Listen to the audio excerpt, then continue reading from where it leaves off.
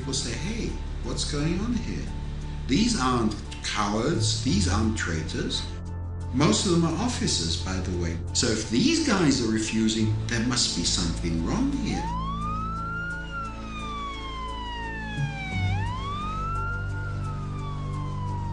Nobody can argue with what I've seen. I mean, they may not like how I say it, or they may not like all the facts that I convey. It may sound like I'm imbalanced, but the fact is, when you're dealing with oppression, there is no balance.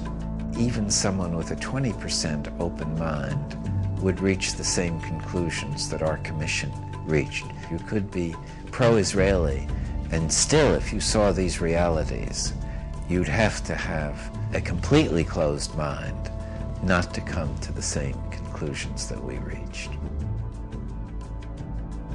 So the violence begins with the occupation. The opposition is resistance to the occupation. Resistance to violence is legitimate in any country in the world. I may disagree with some of the acts of resistance. I think some of the tactics are stupid. Attacks on Israeli civilians are stupid, immoral, and counterproductive. They should be stopped. We should not use violence whatsoever, because it really destroys our intentions, and it destroys our position, which is in the higher moral standing. We are the victims, and the world should not understand that we are the victims. Criticizing the Israeli government policy for assassinating people or for shooting children and maiming them, for thousands of children, that's not anti-Semitic, that's humane. We have to tell the truth about what's going on and say as clearly as we can, if you keep going down this path, you're going to destroy yourselves. No enemy will have to destroy you. You're rotting from within because of the methods you're using against innocent people.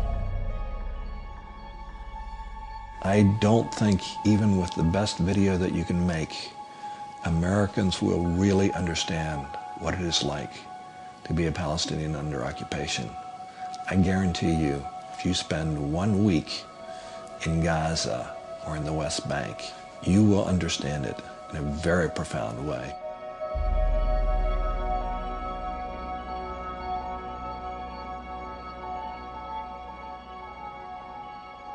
All the wars of independence, you can start, if you want, with the war of independence of the United States. They said no taxation without representation. And we demand taxation from the Palestinians and don't give them any representation. It is the same all over the world, and nobody wants to be under somebody's occupation.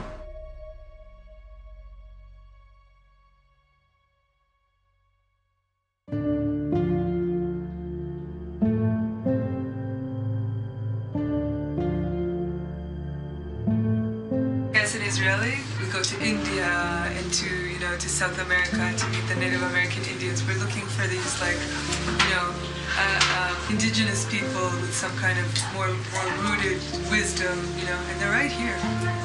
They're right here, right under our noses. Nobody ever comes here. The falahin for me, the Palestinian falahin, it's like, everything that that people go looking for. People with deep roots, really connected to the earth, with this romance with their land, and just incredibly wise and open-hearted and simple, beautiful.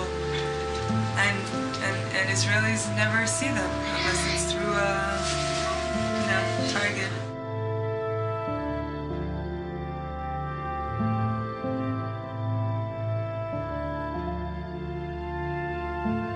I wish that people knew what was really going on here, and I wish that people could see these people through my eyes. That's what often I'm looking at people and they're so incredibly beautiful, and I'm just thinking, I wish that Israelis could for 1 minute see them through my eyes.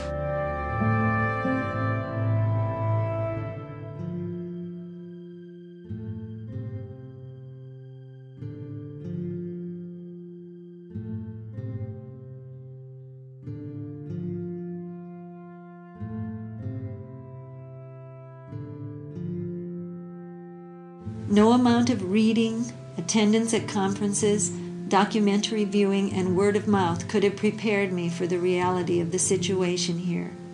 You just can't imagine it unless you see it.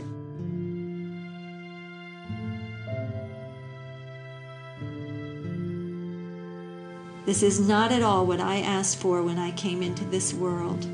This is not at all what the people here asked for when they came into this world. This is not the world you and Dad wanted me to come into when you decided to have me. This has to stop. I think it is a good idea for us all to drop everything and devote our lives to making this stop.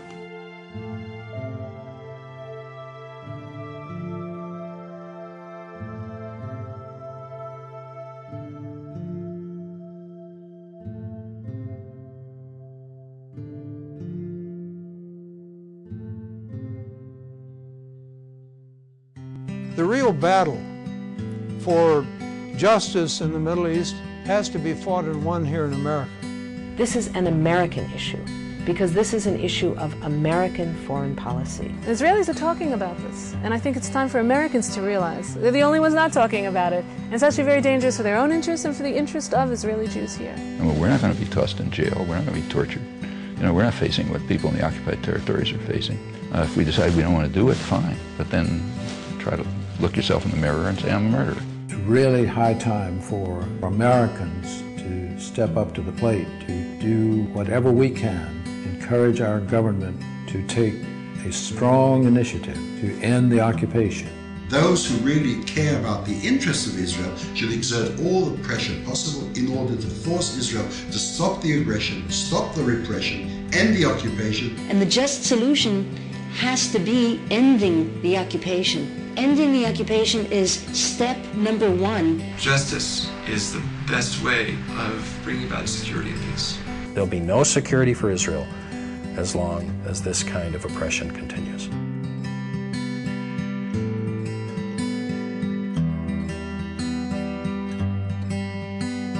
Close my eyes tonight.